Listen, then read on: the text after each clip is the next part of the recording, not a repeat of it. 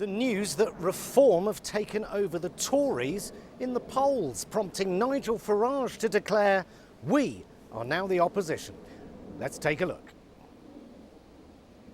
And now over to our Nigel Farage correspondent, Nigel Farage. Hello, Nigel Farage. Thank you, Nigel. Back to you, Nigel Farage, Nigel Farage, Nigel Farage, Nigel Farage, Nigel fucking Farage. As if my sad existence couldn't get any more cretinous. I am spending most of my days travelling around the country following a populist, Trump-filleting, flag-shagging, GB News pin-up, dog-whistling grifter in a Del Boy overcoat. Fuck my luck. After 14 years of unspeakable cruelty, greed and incompetence, I am witnessing the end of the Tory party as we know it, and I can't enjoy it because what replaces it is even worse. Nigel Farage has appointed himself the country's unofficial leader of the opposition. He's going to realign the British political right so the Conservatives are either replaced by Reform or consumed by them. It's happened already. Andrea Jenkins has got a fucking picture of him on her Conservative campaign leaflet. It's a fait accompli.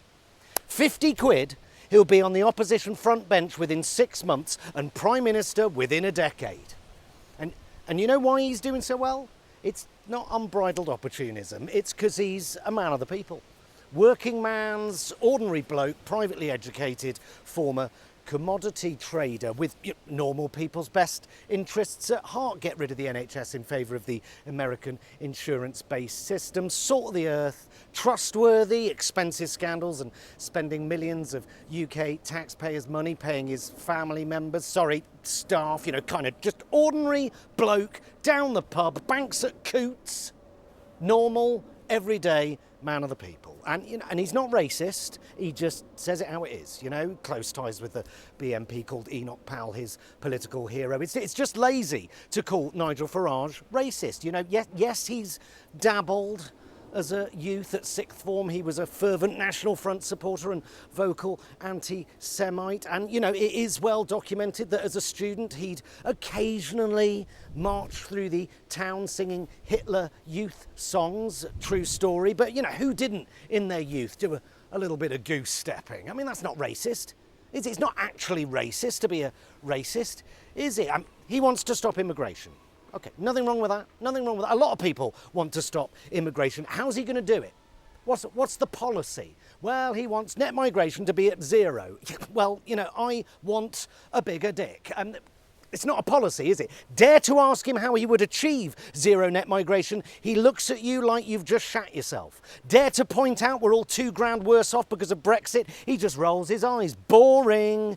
Any unwelcome facts are dismissed as a giant left-wing Remainer plot. The last election was all about getting Brexit done and nothing else. The oven-ready, pop it in the microwave whilst hiding in a fridge election. This time round, nothing. Nothing from the Tories, because the Brexit they delivered was dog shit. Nothing from Labour, because they don't want to kind of alienate the people that voted for the dog shit by mentioning that it was dog shit, and hardly a squeak from Farage because he was the poster boy for the dog shit. And we now know it was dog shit because nothing has changed. The rich have got richer, the poor have got poorer, and control of immigration has all but collapsed. And of course, the promise of taking back control went way beyond just control of our borders. It was a way for those who were left behind to express their anger at a ruling and political class that have abandoned the working class for decades. But Brexit didn't solve any problems, it just exposed them. It exposed that what real people need is real policies that meet real people's urgent needs. Money in your pocket and food on your table. And we've had none of it. And populism thrives in a vacuum. It masks political failure by blaming others. A bit of it's immigrants' fault over here and high court judges are enemies of the people over there. And it's going to resonate with people who can't afford to feed their fucking children. If I was standing in this election and was given 90 minutes on primetime telly to promise the world whilst postulating out policy positions and ideas that don't stand up to any scrutiny, zero net migration, blowjobs and lollipops on the now insurance-based NHS and free anal bleaching for the over 75s, I'd be doing all right in the polls as well.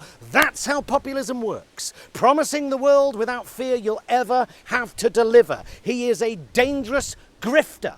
He is Liz Truss in human form. There's only one seat I'm hoping the Tories win. Yeah, if I lived in Clacton, I would tactically vote the Tories in. Oh, God. Oh, I just did a bit sick in my own mouth. Oh, God. Yeah. Well, bad news for Rishi Sunak, good news for Reform and possibly Labour. Splitting the right-wing vote is an early Christmas present for Keir Starmer.